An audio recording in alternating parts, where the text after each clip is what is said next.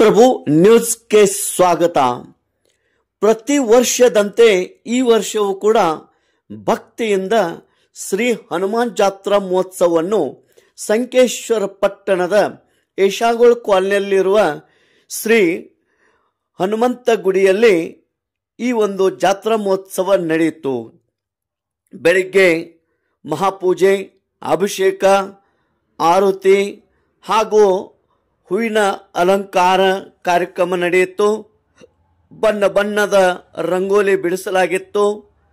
ಈ ಒಂದು ಕಾರ್ಯಕ್ರಮ ನಂತರ ಭಕ್ತಾದಿಗಳ ದರ್ಶನ, ತದನಂತರ ಮಹಾಪ್ರಸಾದದ ಆಯೋಜನೆ ಮಾಡಲಾಗಿತ್ತು.